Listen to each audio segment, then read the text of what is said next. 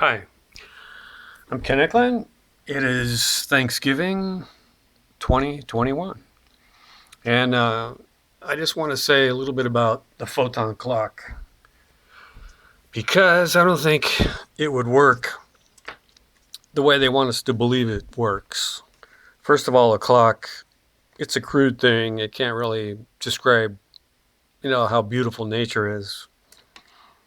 But even if it's just a metaphor, it doesn't really, it's not really doing it for me. And I'll play you this video for just about a minute, and then I'll stop it. But this video will show you what I'm talking about. So, let's imagine a beam of light being reflected between two mirrors. Let's replicate this setup so we have another beam of light being reflected between another set of mirrors, but this time the mirrors are moving close to the speed of light. We can see in the moving set of mirrors that the beam of light is moving a greater distance. Now, let's put a couple of people into this scenario. Meet Alex. He sits inside the moving set of mirrors, and Bill sits inside the stationary set of mirrors. The speed of light must be the same for both Alex and Bill, and their light beams must hit the bottom mirror after the same amount of time has passed. But as Alex's light beam is covering a longer distance, how is that possible?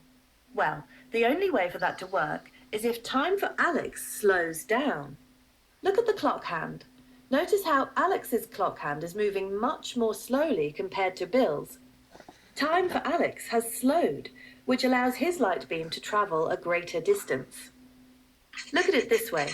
Speed All right, I'll stop equals it before they start getting into the math, because they might use the math just to try to explain the theory. But let me start with the clock, with this picture here. They want us to believe that there's a photon bouncing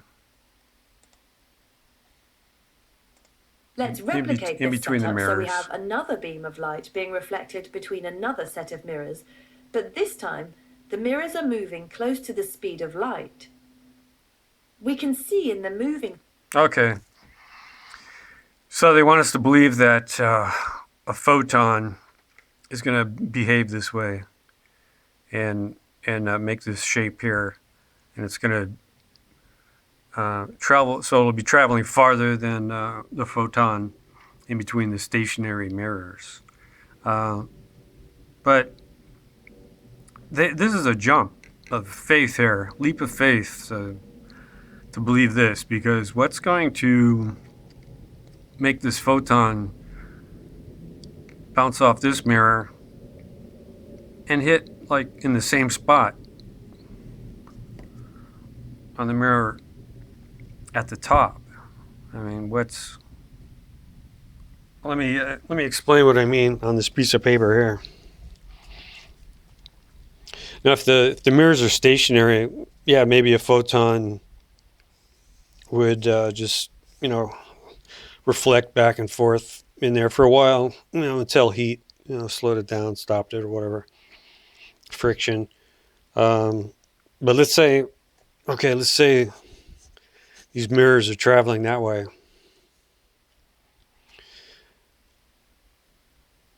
What I think would happen would be, let's say a photon, it reflects off the bottom mirror.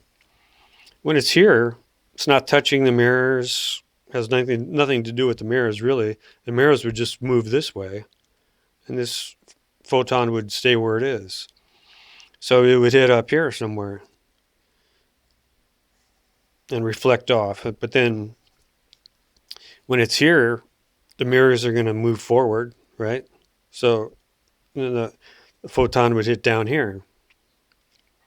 Eventually, it would get to the end, and then it would just escape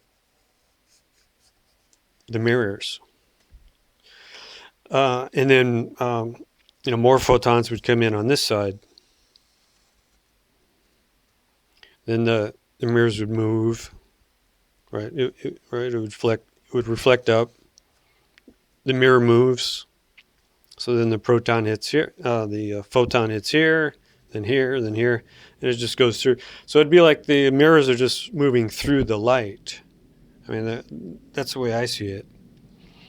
Uh, what would make uh, this this shape here, where it looks like Pong, the one of the earliest video games. But how could this really ever happen?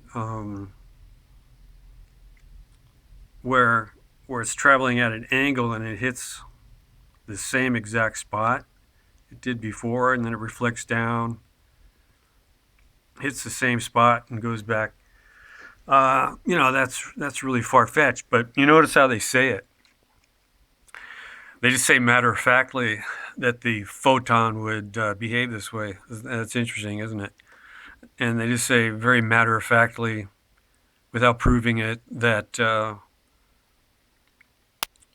because this clock is moving, something's got to give, because light's a constant. I don't really agree with that. I might get into that later. So then they say something's got to give, so let's make time give. So time has to slow down for this clock, so that the light has time to travel a farther distance. So time slows down. So isn't that interesting? Uh, but I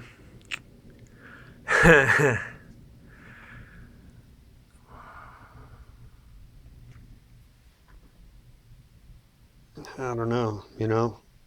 I don't see. It's more likely that this would happen than this. Yeah, it just seems more likely. Set of mirrors that the beam of light is moving a greater distance. Now, let's put a couple of people in. And this is what relativity is based on. One of the things relativity is based on.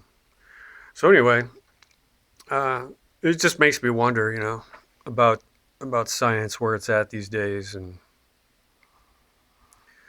But anyway, have a great Thanksgiving.